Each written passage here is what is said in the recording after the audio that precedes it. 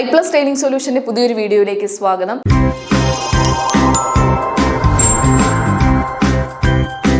Set paper 1 July 2025 question paper series ആണ് നമ്മൾ നടക്കുന്നത്. പാർട്ട് 5 ആണ് നമ്മുടെ ഇന്നത്തെ ക്ലാസ്സിൽ നമ്മൾ ഡിസ്കസ് ചെയ്യാൻ പോകുന്നത്. പാർട്ട് 5 സീരീസ് ആണ്.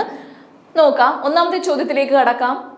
The policy document which introduced the concept of a common school system in India. ഇന്ത്യയിലെ കോമൺ സ്കൂൾ സിസ്റ്റം എന്ന ഉള്ളൊരു ആശയം ഇൻട്രൊഡ്യൂസ് ചെയ്ത പോളിസി ഡോക്യുമെന്റിന്റെ പേരെന്താണെന്നാണ് ചോദ്യം. NCF 2005 ആണോ, NPE 1986 ആണോ, NEP 2020, NCF 2023? കറക്റ്റ് ആൻസർ കൊടുത്തിട്ടുണ്ട്. NPE 1986 ആണ്. എന്താണ് കോമൺ സ്കൂൾ സിസ്റ്റം എന്നുള്ളത് നോക്കാം. എക്സ്പ്ലനേഷൻ ഉണ്ട്. Common school system as per NPE 1986 എന്ന പോളിസിയിലാണ്, NPE-ലാണ് ഈ കോമൺ സ്കൂൾ സിസ്റ്റം എന്ന ആശയം വന്നത്. The common school system refers to a system of education where all children, irrespective of caste, creed, religion, economic status, social background, attend neighborhood schools of an equitable standard. ഓരോ സ്ഥലത്തെയും കുട്ടികൾ ഏതാണ് cast, ഏതാണ് religion, എങ്ങനത്തെ social background ആണ്, എന്താണ് അവന്റെ status, അതൊന്നും കാര്യമല്ല. ഇക്വിറ്റബിൾ ആയിട്ടുള്ള ഒരു ലേണിംഗ് സറൗണ്ടിങ് ഒരുക്കി കൊടുക്കുക എന്നുള്ളതാണ് ഈ കോമൺ സ്കൂൾ സിസ്റ്റം എന്ന ആ ഒരു കൺസെപ്റ്റിന്റെ പ്രധാനമായ ഒരു മീനിങ്. അത് NPE 1986 ആ ഒരു ആശയം രൂപപ്പെട്ടത്. അടുത്ത ചോദ്യത്തിലേക്ക് കടക്കാം. The research method which is most appropriate for studying the effectiveness of an innovative method. ഒരു പുതിയതായ ഒരു ആശയം, ഒരു പുതിയതായിട്ടുള്ള ഒരു ഇന്നോവേറ്റീവ് മെത്തേഡ് അഡോപ്റ്റ് ചെയ്യുന്നതിന് വേണ്ടിയിട്ട് നമ്മൾ ഏത് റിസർച്ച് മെത്തേഡാണ് അതിൻ്റെ ആ ഒരു എഫക്റ്റീവ്നെസ് മനസ്സിലാക്കാൻ വേണ്ടി ഈ പുതുതായിട്ടൊരു കാര്യം ഇറക്കാണ് അല്ലേ. അപ്പോൾ അതിൻ്റെ എഫക്റ്റീവ്നെസ് എത്രമാത്രം ഉണ്ടെന്ന് അറിയാൻ വേണ്ടി നമ്മൾ ഉപയോഗിക്കുന്ന റിസർച്ച് മെത്തേഡ് ഏതാണെന്ന് ചോദ്യം. ഹിസ്റ്റോറിക്കൽ മെത്തേഡാണോ, ഡിസ്ക്രിപ്റ്റീവ് മെത്തേഡാണോ, എക്സ്പെരിമെന്റൽ മെത്തേഡാണോ, കേസ് സ്റ്റഡി ആണോ? ഉത്തരവുണ്ട്, എക്സ്പെരിമെന്റൽ മെത്തേഡാണ്. എന്താണ് എക്സ്പെരിമെന്റൽ മെത്തേഡ്? എന്തായിരിക്കും ഒരു ഇന്നോവേറ്റീവ് മെത്തേഡ് യൂസ് ചെയ്യുമ്പോൾ അതിന്റെ എഫക്റ്റീവ്നെസ് അറിയാൻ എക്സ്പെരിമെന്റൽ മെത്തേഡിനെ ഉപയോഗിക്കാനുള്ള കാരണം എന്താണ് നോക്കാം. The experimental method is used to determine cause and effect relationship. നമുക്കറിയാം എക്സ്പെരിമെന്റൽ മെത്തേഡിന്റെ പ്രധാനമായ ആശയം എന്താണ്? കോസ് ആൻഡ് എഫക്റ്റ് റിലേഷൻഷിപ്പ് അറിയാൻ പറ്റുക എന്നുള്ളതാണ് അല്ലെ. Researcher introduce a new method to an experimental group, keep control group on the traditional method and compare their outcomes. Researcher എന്താണ് ചെയ്യുന്നത്? ഒരു എഫക്റ്റീവ്നെസ് അറിയാൻ വേണ്ടി ഏതാണോ മെത്തേഡ് അതിനെ കൺട്രോൾ ഗ്രൂപ്പായിട്ട് സെറ്റ് ചെയ്ത് ട്രഡീഷണൽ മെത്തേഡ്, അവിടെ നേരത്തെ ഉപയോഗിച്ചുകൊണ്ടിരിക്കുന്ന മെത്തേഡ് ഏതാണോ അതിനെ ട്രഡീഷണൽ മെത്തേഡ് യൂസ് ചെയ്തിട്ട് അതിൻ്റെ ഔട്ട്കമുകൾ തമ്മിൽ കമ്പയർ ചെയ്യുമല്ലേ. പഴയ രീതിയിൽ പോയിക്കൊണ്ടിരിക്കുന്ന ആ ഒരു മെത്തേഡും പുതുതായിട്ട് നമ്മൾ ഇന്നോവേറ്റീവായിട്ട് അഡാപ്റ്റ് ചെയ്ത ആ ഒരു മെത്തേഡും തമ്മിലുള്ള ആ ഒരു വ്യത്യാസത്തിൻ്റെ ഔട്ട്കമ്മിനെ ഡിഫർ ചെയ്ത് അതിനെ മനസ്സിലാക്കുക. അതാണ് എക്സ്പെരിമെന്റൽ മെത്തേഡിൽ നടക്കുക. By manipulating independent variable and controlling other factors, this approach reveals whether a new method truly causes improvement, something descriptive or case study cannot prove. Descriptive മെത്തേഡിലോ കേസ് മെത്തേഡിലോ പ്രൂവ് ചെയ്യാൻ പറ്റാത്തതായിട്ടുള്ള ഒരു കാര്യമാണ് ഈ ഒരു എക്സ്പെരിമെന്റൽ മെത്തേഡിൽ കൂടി നമുക്ക് അറിയാൻ പറ്റുന്നത്. അപ്പോൾ നമുക്ക് പറയാം ഒരു ഇന്നോവേറ്റീവ് മെത്തേഡ് അഡോപ്റ്റ് ചെയ്യുമ്പോൾ അതിൻ്റെ എഫക്റ്റീവ്നെസ് എത്രമാത്രം ഉണ്ടെന്ന് തിരിച്ചറിയാൻ പറ്റുന്ന ആ ഒരു റിസർച്ച് മെത്തേഡാണ് എക്സ്പെരിമെന്റൽ മെത്തേഡ്. മൂന്നാമത്തെ ചോദ്യത്തിലേക്ക് കടക്കാം. Brunner's spiral curriculum is based on the idea that. എന്താണ്? ജെറോമസ് ബ്രൂണർ ആണ് സ്പൈറൽ കരിക്കുലത്തിന്റെ വക്താവ് എന്ന് പറയും അല്ലെ. അദ്ദേഹത്തിന്റെ പ്രധാന ആശയം എന്തായിരുന്നു നോക്കാം. A student should only learn fact repeatedly. B concept should be taught once at the beginning. Ideas can be revisited at increasing level of complexity. D. Learning should avoid abstraction. ഏതാണ് ഉത്തരം? C ആണ്. Ideas can be revisited at increasing level of complexity. എന്താണ് Jerome's ബ്രൂണറിന്റെ spiral curriculum എന്നത് എക്സ്പ്ലനേഷനിൽ കൂടി നമുക്ക് മനസ്സിലാക്കാം. നോക്കാം. Jerome's Bruner's spiral curriculum is an educational framework where key concepts are introduced at the basic level early in students' education and then revisited repeatedly over time with increasing depth and complexity. ഒരു കുട്ടിക്ക് അതിൻ്റെ early level basic ആയിട്ടുള്ള education, basic ആയിട്ടുള്ള ഒരു കാര്യം എന്താണ്, ഒരു mathematics കുട്ടിയെ പഠിപ്പിക്കുകയാണെങ്കിൽ ആദ്യം ചെറിയ ചെറിയ രീതിയിൽ അതിന് തുടങ്ങി പെയ്യെ അതിൻ്റെ കോംപ്ലക്സിറ്റി കൂട്ടി വന്ന് റീവിസിറ്റ് ചെയ്ത് റിവിഷൻ ചെയ്ത് അതിൻ്റെ കോംപ്ലക്സിറ്റി കൂടിയ ലെവലിലേക്ക് പഠിപ്പിച്ചെത്തുന്ന ആ ഒരു കോൺസെപ്റ്റാണ് എന്താണ് സ്പൈറൽ കരിക്കുലം എന്ന് പറയുന്നത്. അതിന് ഉദാഹരണമായിട്ട് ഒരു ചിത്രം കാണിക്കാം. ഇതാണ് അദ്ദേഹത്തിൻ്റെ സ്പൈറൽ കരിക്കുലം എന്ന ആ ഒരു കൺസെപ്റ്റിനെ ബേസ് ചെയ്തുള്ള ഒരു പിക്ചറാണ്. ഡിഫിക്കൽറ്റി ലെവൽ ഇങ്ങനെ കൂട്ടിക്കൊണ്ട് വരിക. ഒരു പുതിയ കണ്ടന്റ് കൊടുക്കുമ്പോൾ ഇതായിരിക്കും ആ പുതിയ കണ്ടന്റ് കൂട്ടി വന്ന് റീവിസിറ്റ് ചെയ്ത് അഡീഷണൽ ആയിട്ടുള്ള കോംപ്ലക്സിറ്റി ആഡ് ചെയ്ത് ഓരോ വർഷം കൂടുന്തോറും മാസ്റ്ററായി ഓരോ കാര്യം കൂടുതൽ പഠിച്ച് അവൻ ആ ഒരു വിഷയത്തിൽ മാസ്റ്ററി നേടുകയാണ്. അതാണ് അദ്ദേഹത്തിൻ്റെ സ്പൈറൽ കരിക്കുലം. മനസ്സിലായെന്ന് വിശ്വസിക്കുന്നു. This describes the spiral curriculum model proposed by Jerome S. Bruner, where topic is revisited cyclically with increasing complexity. ഓരോ വിഷയവും ഓരോ പോയിന്റും റീവിസിറ്റ് ചെയ്ത് കോംപ്ലക്സിറ്റി ഇൻക്രീസ് ചെയ്ത് കൊണ്ടുവരുന്ന ആ ഒരു മെത്തേഡാണ്, ലോങ് ടൈം ആയിട്ടുള്ള ഒരു മെത്തേഡാണ് എന്ത് സ്പൈറൽ കരിക്കുലം ഉദ്ദേശിക്കുന്നത്. 4ാമത്തെ ചോദ്യത്തിലേക്ക് കടക്കാം. അസർഷൻ റീസൺ ക്വസ്റ്റ്യൻ ആണ്. Assertion naturalism discourage the use of text book in early education. Assertion എന്താ പറയുന്നത്? നാച്ചുറലിസം ടെക്സ്റ്റ് ബുക്കുകൾ ഉപയോഗിക്കുന്നതിനെ ഡിസ്കറേജ് ചെയ്യുന്നു എന്നുള്ളതാണ് ഏർലി എഡ്യൂക്കേഷനിൽ. റീസൺ എന്താണ് പറയുന്നത്? Naturalist believes that knowledge is innate and does not need structured delivery. Reason പറയുന്നത് naturalist എന്ന് പറയുന്നത് നോളജ് സ്വന്തമായിട്ട് അവൻ്റെ ഉള്ളിൽ നിന്ന് തന്നെ വരേണ്ടതാണ്, അവൻ കണ്ടെത്തി പഠിക്കേണ്ടതാണ്, നാച്ചുറൽ നിന്ന് ഭൂമിയിൽ നിന്ന് തന്നെ കണ്ടെത്തി പഠിക്കേണ്ടതാണെന്നാണ് റീസൺ പറയുന്നത് അല്ലേ. ഉത്തരം എന്താണ്? Correct answer D. A is true but R is false. എന്തായിരിക്കും കാരണം അല്ലേ? നോക്കാം, എക്സ്പ്ലനേഷൻ നോക്കാം. അസർഷൻ ട്രൂ ആവാൻ കാരണം naturalism advocates for learning through direct experience with nature not from textbook discourage ചെയ്യുന്നു എന്നല്ലായിരുന്നു അസർഷൻ. അപ്പോൾ അത് എന്താണ്? ശരിയാണ് അല്ലേ, അഡ്വക്കേറ്റ് ചെയ്യുന്നതാണ് നേച്ചറിൽ നിന്ന് കണ്ടെത്തി പഠിക്കുക, ടെക്സ്റ്റ് ബുക്കിൽ നിന്നല്ല എന്നുള്ളതാണ് ശരിയാണ്. റീസൺ എന്താണ് തെറ്റാവാൻ കാരണം? Naturalism does not believe knowledge is innate അറിവ് ഇന്നേറ്റ് ആയിട്ട്, അതായത് ജനിക്കുമ്പോഴേ ഉള്ളതെന്നല്ല. Knowledge is acquired through sensory interaction with the nature. ഭൂമിയിൽ നിന്ന് അല്ലെങ്കിൽ നേച്ചറിൽ നിന്ന് എൻവയോൺമെന്റിൽ നിന്ന് സെൻസറി ആയിട്ട് കുട്ടികൾ കണ്ടെത്തി പഠിക്കുക, അറിഞ്ഞു പഠിക്കുന്ന ആ ഒരു മെത്തേഡാണ് നാച്ചുറലിസം ബിഹേവ് ചെയ്യുന്നത് അല്ലേ. അതാണ് ഉത്തരം. 5ാമത്തെ ചോദ്യത്തിലേക്ക് കടക്കാം. Identify the correctly matched pair. കുറച്ച് പെയർസ് തന്നിട്ടുണ്ട്, അതിന് കറക്റ്റായിട്ട് മാച്ച് ചെയ്തത് ഏത് പെയർ ആണെന്നാണ് ചോദിക്കുന്നത്. Binet performance IQ, Spearman theory of multiple intelligence, Gardner G factor theory, Wechsler verbal and performance scale. ഉത്തരം എന്താണ്? വെഷ്ലർ ആണ്. വെർബൽ ആൻഡ് പെർഫോമൻസ് സ്കെയിൽസ് എന്നുള്ളതാണ് ഉത്തരം. എന്താണ് ഇത് തെറ്റാവാൻ കാരണം എന്നുള്ള കാര്യങ്ങളെല്ലാം നമുക്ക് എക്സ്പ്ലനേഷനിൽ നോക്കാം. Alfred Binet developed the first intelligence test but not concept of performance IQ. First intelligence test develop ചെയ്തത് ആൽഫ്രഡ് ബിന്നറ്റ് ആണ്, പക്ഷെ പെർഫോമൻസ് IQ അല്ല. അതാണ് അത് തെറ്റാവാനുള്ള കാരണം. Charles Spearman proposed the G factor theory. G factor തിയറിയാണ് സ്പിയർമാൻ ഡെവലപ്പ് ചെയ്തത്. Howard Gardner introduce the theory of multiple intelligence എന്ന ആ ഒരു തിയറിയാണ് ഗാർഡനർ ഡെവലപ്പ് ചെയ്തത്, അല്ലാതെ G ഫാക്ടർ തിയറി അല്ല. ഇത് തെറ്റാവാനുള്ള കാരണം.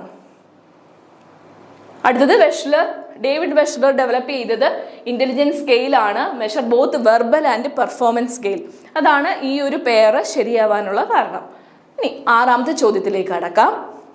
The teaching strategy most aligned with the cognitive approach to motivation. ഏത് ടീച്ചിങ് സ്ട്രാറ്റജിയാണ് കോഗ്നിറ്റീവ് അപ്രോച്ചിൽ അവനെ മോട്ടിവേറ്റ് ചെയ്ത് ഭൗതികമായ രീതിയിൽ അവനെ മോട്ടിവേറ്റ് ചെയ്യാൻ ഉപയോഗിക്കുന്ന ടീച്ചിങ് സ്ട്രാറ്റജി ഏതാണ്? Option A giving reward for correct answer പറയുമ്പോൾ അവൻ എന്തെങ്കിലും റിവാർഡ്സ് നൽകുക. Promoting self reflection and goal setting.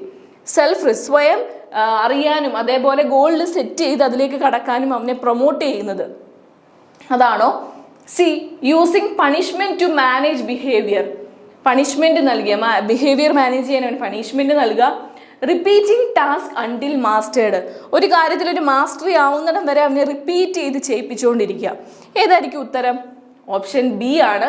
Promote self reflecting and goal setting. ഒരു കുട്ടിയെ ഗോൾ സെറ്റ് ചെയ്യാൻ, അവൻ്റെ വിഷനിലേക്ക്, അവൻ്റെ ലക്ഷ്യത്തിലേക്ക് എത്താൻ വേണ്ടി അവനെ പ്രൊമോട്ട് ചെയ്ത് അവനെ മുന്നോട്ട് കൊണ്ടുവരുന്നതാണ് ഏറ്റവും നല്ല കോഗ്നിറ്റീവ് ബൗദ്ധികമായിട്ടുള്ള ഒരു ടീച്ചിങ് സ്ട്രാറ്റജി എന്നാണ് ഉത്തരം. നോക്കാം explanation. The cognitive approach to motivation focuses on internal mental process such as self-reflection, goal setting, expectancy and personal meaning. ഒരു കൊഗ്നിറ്റീവ് അപ്രോച്ചിൽ ഏറ്റവും കൂടുതൽ മോട്ടിവേറ്റ് ചെയ്യുന്നത് എങ്ങനെയാണ്? അവനെ ഇന്റേണലി പ്രൊമോട്ട് ചെയ്യുന്നതുകൊണ്ട്, അല്ലെ, സെൽഫ് റിഫ്ലക്റ്റ് ചെയ്ത് അവൻ്റെ ലക്ഷ്യങ്ങൾ മുന്നോട്ട് കൊണ്ടുവന്ന് അതിനുവേണ്ടി പ്രയത്നിക്കുന്നതാണ് കൊഗ്നിറ്റീവ് അപ്രോച്ചിലെ ഏറ്റവും നല്ല motivation. It emphasise how learners think about their learning, set goals and evaluate their own progress. ഒരു കുട്ടിയെ അവൻ്റെ എന്താണ് ലക്ഷ്യം, അതിലേക്ക് എത്തിച്ചേരാൻ എന്ത് ചെയ്യണം, അവനവന് തന്നെ തോന്നുക എന്താണ് എൻ്റെ പ്രോഗ്രസ് എന്ന കാര്യങ്ങളിലെല്ലാം ചിന്തിക്കുന്നതിനെയാണ് ഒരു നല്ല രീതിയിലുള്ള ഒരു മോട്ടിവേഷൻ എന്ന് പറയുന്നത്, ഭൗതികമായ മോട്ടിവേഷൻ എന്ന് പറയുന്നത്. ഏഴാമത്തെ ചോദ്യത്തിലേക്ക് കടക്കാം. Situated learning theory emphasise that knowledge is. എന്താണ് situated learning? Situated learning theory emphasise that knowledge is. Situated ലേണിംഗിൽ അറിവിനെ പറ്റി എന്താണ് പറയുന്നത്? എന്താണ് സിറ്റുവേറ്റഡ് ലേണിംഗ് എന്ന് നോക്കാം. ഓപ്ഷൻസ് ആദ്യം നോക്കാം. General and context free, acquired through repetition, best learned in abstract settings, D embedded within authentic context. എന്താണ് സിറ്റുവേഷൻ ലേണിംഗ് തിയറി എന്നും എന്താണ് ഇതിൻ്റെ ഉത്തരം ഡി ആവാൻ കാരണമെന്നും എംബെഡഡ് വിത്തിൻ ഓതന്റിക് കോണ്ടെക്സ്റ്റ് ആവാനുള്ള കാരണമെന്നും നമുക്ക് നോക്കാം. Situated learning theory proposed by Jean Lave and Etienne വെഗ്നർ emphasize that knowledge is constructed within real life, authentic context through social interaction and participation in communities of practice. എന്താണ് ഈ situated learning? Situated learning എന്ന് പറഞ്ഞാൽ real ലൈഫിൽ കൂടെ നമ്മൾ പഠിക്കുകയാണ്. ഒരു കമ്മ്യൂണിറ്റിയിൽ പോയിരുന്ന് ഒരു കൂട്ടായ ഒരു ഇൻട്രാക്ഷനിൽ കൂടി അറിവ് നേടുന്ന ആ ഒരു ലേണിങ്ങിനെയാണ് സിറ്റുവേറ്റഡ് ലേണിംഗ് തിയറി എന്ന് പറയുന്നത്. ഓക്കെ, അത് ജീൻ ലേവും അതേപോലെ എറ്റീൻ വെഗ്നറുമാണ് ഈ ഒരു തിയറി ഡെവലപ്പ് ചെയ്തത്. Community of practice, communities of പ്രാക്ടീസിൽ കൂടി, സോഷ്യൽ ഇൻട്രാക്ഷനിൽ കൂടി അറിവ് നേടുന്നതിനെയാണ് കേട്ടോ. Learning is most effective when it occurs in the same context where which will be applied. എവിടെയാണോ പഠിക്കുന്നത്, എവിടെയാണോ ഇരിക്കുന്നത്, അവിടെ നിന്ന് അറിവ്, ആ ഒരു അന്തരീക്ഷത്തിൽ നിന്ന് കിട്ടുന്ന ആ ഒരു അറിവാണ് സിറ്റുവേറ്റഡ് ലേണിംഗ് എന്ന് പറയുന്നത്. എട്ടാമത്തെ ചോദ്യത്തിലേക്ക് കടക്കാം. Suppose A student misbehave repeatedly in your class, which among the following is the best way to deal with the student? ഓരോ ക്ലാസ്സിലും നമ്മൾ ക്ലാസ്സിൽ ചെല്ലുമ്പോൾ കാണുന്നതല്ലേ, ഒരു കുട്ടി നമ്മളോട് എന്തെങ്കിലും മിസ്ബിഹേവ് ചെയ്താൽ നമ്മൾ എങ്ങനെ പ്രതികരിക്കും? ഓരോ അധ്യാപകരും അറിഞ്ഞിരിക്കേണ്ട ഒരു കാര്യമാണ് അല്ലേ. നോക്കാം എന്തൊക്കെയാണ് options. Enforce disciplinary measures, B empathetic towards the student, ignore the misbehaviour, give corporal punishment. ഉത്തരം എന്താണ്? B empathetic towards the students. ഇതിനൊരു എക്സ്പ്ലനേഷൻ വേണ്ടി വരില്ല, നിങ്ങൾക്ക് എല്ലാം അറിയാം അല്ലേ. കുട്ടിയുടെ ഭാഗത്തു നിന്ന് ചിന്തിക്കുക, എന്താണ് ആ കുട്ടി അങ്ങനെ ആവാൻ കാരണം, അവൻ്റെ ഭാഗത്തു നിന്ന് ചിന്തിക്കുക, എംപത്തറ്റിക് ആയിട്ട് നമ്മൾ ചിന്തിക്കാൻ ശ്രമിക്കുക. ബി ആണ് ഉത്തരം. ഒൻപതാമത്തെ ചോദ്യത്തിലേക്ക് കടക്കാം. A curriculum designed to reduce drug abuse and alcoholism among adolescents should focus on. A curriculum designed to reduce drug abuse and alcoholism among the adolescent. അതായത് ടീനേജ് അഡോളസെന്റ് പ്രായത്തിലുള്ള കുട്ടികളുടെ ഡ്രഗ് അബ്യൂസും അതേപോലെ അവരുടെ ചീത്ത സ്വഭാവങ്ങളും ഒക്കെ കുറയ്ക്കാൻ വേണ്ടി എങ്ങനെയുള്ള കരിക്കുലമാണ് സെറ്റ് ചെയ്യേണ്ടതെന്നാണ് ചോദിക്കുന്നത്. നോക്കാം. A moral policing and punishment, B absentee on teaching, C psychosocial education and coping skills, D ignoring the issues unless it arises. എന്താ ചെയ്യേണ്ടത്? സൈക്കോസോഷ്യൽ എഡ്യൂക്കേഷനും അതേപോലെ സ്കിൽസ്, കോപ്പിംഗ് വിത്ത് സ്കിൽസ് ഡെവലപ്പ് ചെയ്യാനുള്ള ആ ഒരു മെഷേഴ്സും ആണ് കരിക്കുലത്തിൽ ഇൻക്ലൂഡ് ചെയ്യേണ്ടത് അല്ലേ. നോക്കാം എന്താണ്. A curriculum aimed at reducing drug abuse and alcoholism should focus on building awareness, relations and life skills. കുട്ടിക്ക് അവബോധം സൃഷ്ടിക്കുക എന്നുള്ളതാണ് വേണ്ടത് അല്ലേ. കുട്ടി ഒരു അഡോളസെന്റ് ഏജിലുള്ള ഒരു കുട്ടിയാണ്. അപ്പോൾ കാര്യങ്ങളെ തിരിച്ചറിയാനുള്ള കഴിവ് അവന് എന്താണ്, തെറ്റേത് ശരിയേതെന്നുള്ളൊരു കൺഫ്യൂഷനിൽ നിൽക്കുന്ന ഒരു സ്റ്റേജാണ് അല്ലേ. അപ്പോൾ എന്താണ് ഡ്രഗ് അബ്യൂസും ആൽക്കഹോൾ യൂസ് ചെയ്യുമ്പോഴുള്ള ആ ഒരു പ്രോബ്ലം അവന് അവബോധം സൃഷ്ടിക്കുക, ഒരു അവയർനെസ് സൃഷ്ടിക്കുക. അതേപോലെ ലൈഫ് സ്കില്ലുകൾ, പലതരത്തിലുള്ള ലൈഫ് സ്കില്ലുകളെ പറ്റി അവന് മനസ്സിലാക്കി കൊടുക്കുക. അങ്ങനെയുള്ള കാര്യങ്ങളാണ് കരിക്കുലത്തിൽ ഉൾപ്പെടുത്തേണ്ടത്. Psycho social education helps adolescents understand the risk, manage peer pressures and develop healthy coping strategies rather than relying solely on punishment or absence only messages. അതായത് കുട്ടിയെ പ്രഷർ കൊടുക്കാതെ, അതായത് അവൻ പണിഷ് ചെയ്യാതെ, ഇങ്ങനെ എന്തെങ്കിലും തെറ്റിൽ സംഭവിച്ചു പോയെങ്കിൽ അവനെ പണിഷ് ചെയ്യാതെ അവന് നല്ല രീതിയിൽ ആ ഒരു കാര്യങ്ങൾ പറഞ്ഞ് മനസ്സിലാക്കി അവന് വേണ്ടുന്ന അവബോധം നൽകുക. എന്താണ് ഇതിൻ്റെ റിസ്ക്, എങ്ങനെയാണ് അതൊക്കെ മാനേജ് ചെയ്യേണ്ടത്, കൂട്ടുകാരുമായി ഒക്കെ എങ്ങനെ മിങ്കിൾ ചെയ്യണം എന്നുള്ള കാര്യങ്ങളെല്ലാം ഉൾപ്പെടുത്തിയിട്ടുള്ള ഒരു കരിക്കുലമായിരിക്കണം ഉണ്ടായിരിക്കേണ്ടത്. ഓക്കെ, 10ാമത്തെ ചോദ്യത്തിലേക്ക് കടക്കാം. ലാസ്റ്റ് ആണ്. Which of the following programmes aims at improving the quality of school education through integrated teacher training?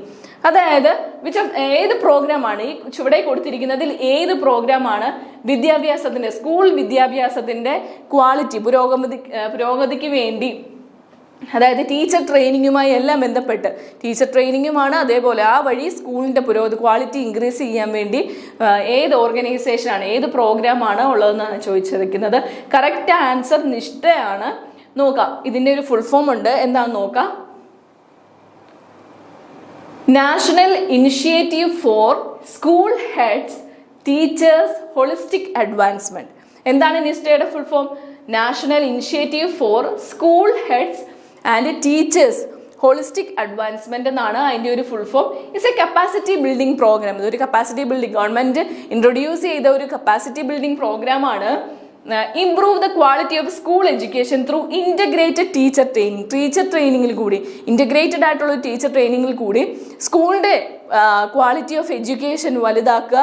അതുവഴി ഹോളിസ്റ്റിക് ആയിട്ടുള്ള കുട്ടികളിലേക്ക് ഒരു ഡെവലപ്മെന്റ്, ലേണിംഗ് ഔട്ട്കം ഇൻക്രീസ് ചെയ്ത് നല്ലൊരു ഡെവലപ്മെന്റ് ക്രിയേറ്റ് ചെയ്യുക എന്നുള്ളതാണ് ഈ നിഷ്ഠ എന്ന ആ ഒരു പ്രോഗ്രാമിന്റെ ഏറ്റവും വലിയ എയിം. നോക്കുക, അതിന്റെ ഫുൾ ഫോം എന്താണ്? National initiative for school heads and teacher holistic advancement എന്നുള്ളതാണ്. 10 ചോദ്യങ്ങളാണ് നമ്മളിപ്പോൾ ഡിസ്കസ് ചെയ്തിരിക്കുന്നത്. നോക്കാം, അടുത്ത സീരീസിലൂടെ നമുക്ക് part 6th series of July 2025 set എക്സാമിലൂടെ വീണ്ടും കാണാം. ബൈ.